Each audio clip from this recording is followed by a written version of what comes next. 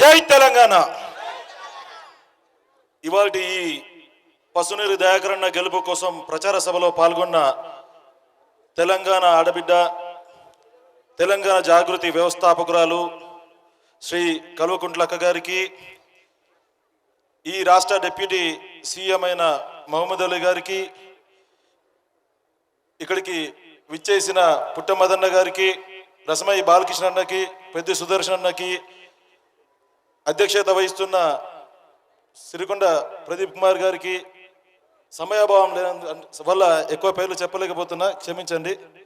అన్నిటికన్నా ఎక్కువ తెలంగాణ జెండాని 14 ఏళ్ల నుంచి మోస్తూ తెలంగాణ వస్తుందో రాదో అని తెలియకుండా నిస్పృహలకి గురి కాకుండా తెలంగాణ ఉద్యమాన్ని తమ భుజస్కంధాల మీద మోసిన తెలంగాణ సైనికులకి, అలాగే వచ్చిన తెలంగాణలో మేము ఎలాగూ పాల్పంచుకోలేకపోయినాం, కనీసం బంగారు తెలంగాణలో అయినా మా భాగస్వామ్యం ఉండాలని భావించి వివిధ పార్టీల్లోంచి ఈ గులాబీ జెండా కప్పుకొని టీఆర్ఎస్లో జాయిన్ అయిన నాయకులకి, ప్రింట్ మరియు మీడియా మిత్రులకి, పోలీస్ సిబ్బందికి, ముఖ్యంగా భూపాలపల్లి ప్రజలందరికీ తెలంగాణ ఉద్యమాభివందనాలు.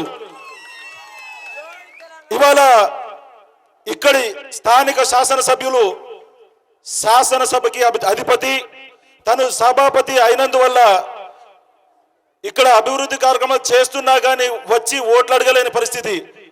కాబట్టి నన్ను పంపించడం జరిగింది. ఇక్కడ మీకు కొన్ని విషయాలు చెప్పాలని నేను రావడం జరిగింది.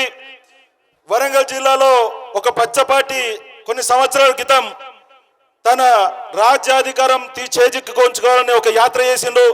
ఆ సందర్భంలో టేకుమట్లుగా ఇక్కడికి వచ్చినప్పుడు అక్కడ వాళ్ళు తెలంగాణ సాంస్కృతిక కళా బృందాలంతా బోనాలు చేసిళ్ళు.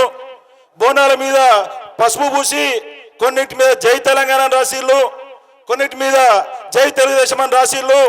అప్పుడు వచ్చిన సమైక్యవాది చంద్రబాబు నాయుడు ఎవరో ఇస్తే జై తెలంగాణ బోనం ఎత్తిండు. పక్క నుంచి ఆంధ్ర మా 100 మందిగా చెప్పిళ్ళు, అన్నాను జై తెలంగాణ ఎత్తుకున్నా అని. అరే చూసి జై తెలంగాణ మనకు వద్దురాబాయి, జై తెలుగుదేశం మళ్ళీ అది ఎత్తుకున్నాడు. కనీసం జై తెలంగాణ అంటే ఒక పార్టీ కాదు, ఒక ప్రాంతం. ఈ ప్రాంతంలో తిరుగుతూ ఈ ప్రాంతాన్ని గౌరవించవలని ఒక మనిషి ఇవాళ ఓట్లు ఎట్లా అడుగుతాడు? అది కాకుండా మొన్న ఒక పోలీస్ స్టేషన్ నుంచి ఫోన్ వచ్చింది. నేనే ఫోన్ చేసిన.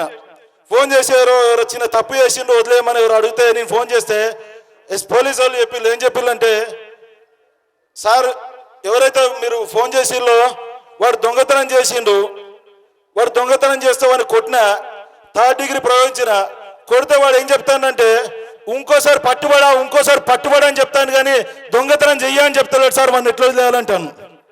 ఇవాళ ఓటుకు నోటు విషయంలో పట్టుబడ్డ చంద్రబాబు నాయుడు, నీకు ఓటు అడిగే హక్కు ఎక్కడుంది? ఓటుకు నోటు పట్టుబడి ఇవాళ నన్ను ఎందుకు చిత్రీకరించిళ్ళు, నా ఫోన్ ఎందుకు ట్యాప్ చేసిళ్ళు అంటుంది, కానీ నేను తప్పు చేసినా ఇంకోసారి చెయ్యని చెప్పలేని మనిషిని ఓట్లు అడిగే హక్కు లేదు. అదేవిధంగా పొరపాటున కడుపు కోసమో దేనికోసమో లంగతనమో దొంగతనం చేసిన వాళ్ళు జైలుకు పోతే ఎవ్వరు చూడకుండా ముసుగు కప్పుకొని ఇంటికి పోయే పరిస్థితి. అట్లాంటిది ఓటుకు నోట్లో నిందితుడైన రేవంత్ రెడ్డి టేపులో చిక్కిండు. ఇవాళ భూపాలపల్లికి ఎట్లొచ్చింది అర్థం కావట్లేదు, కానీ వచ్చి ఇక్కడ ఓట్లు అడుగుతుండు. అట్లాంటి నాయకులు తరమాల్సిన అవసరం ఉంది, కానీ వాళ్ళని దగ్గర రమ్మంటే రేపొద్దున లంగల్ని ఎంకరేజ్ చేసినట్టే పరిస్థితి. ఇంకో నాయకుడు ఈ వరంగల్ జిల్లాలో కనీసం ఎన్ని నియోజకవర్గాలు తెలియని దేవయ్య ఓట్లు అడిగే హక్కు ఎక్కడుందని ప్రశ్నిస్తా ఉన్నా. ఇవాళ తెలంగాణ కోసం జెండా పట్టుకొని మీ మధ్య పల్లె నిద్ర, పల్లెబాట, వంట వార్పు అని తిరిగిన మధుసూదనాచారి గారు ఇక్కడ చేసే అభివృద్ధికి మీరు సహకరించాలి. ఇదే భూపాలపల్లిలో దాదాపు 13 కోట్లతోని మెయిన్ రోడ్ వైడనింగ్ చేస్తున్నారు. 3 కోట్లతోని ఈ ఎలక్ట్రిషియన్ మొత్తం రెనోవేట్ చేస్తున్నారు. ఇక్కడ ఎవరైనా చచ్చిపోతే కనీసం పోస్ట్ మార్టం చేసే పరిస్థితి నుంచి ఇవాళ భూపాలపల్లికి 100 పడకల హాస్పిటల్ తీసుకొచ్చిళ్ళు. ఆ పోయిన పాలకులు బస్సులకైతే బస్ షెల్టర్ కట్టింది, కానీ మనిషి నిల్చోడానికి జాగా లేకుంటే ఇవాళ స్పీకర్ గారు, సీఎం గారు అండదండలతోని ఇవాళ బస్ స్టేషన్కి ఇక్కడ శంకుస్థాపన జరిగింది. ఇలా చెప్పుకుంటూ పోతే చెరువులు, వాగులు, వంకలు అభివృద్ధికి మనం చెప్తే రాత్రంతా సరిపోదు. అలాంటి పరిస్థితి. ఇవాళ వాళ్ళు ఇచ్చిందేమో $1 ఫారెన్ నాయకునికి, ఇక్కడ సత్యనారాయణమో హైదరాబాద్ సిటీ తెలుసు కానీ వరంగల్ గల్లీలు తెలియదు. ఆయన ఓ రోజు హైదరాబాద్లో సిటీలు తిరుగుతున్నప్పుడు ఆయన నియోజకవర్గంలో ఆడోళ్ళు అయ్యా మా దగ్గర నీళ్ళు లేవంటే నేను ఎవరు నాకేమన్నాడు అడిగిండు.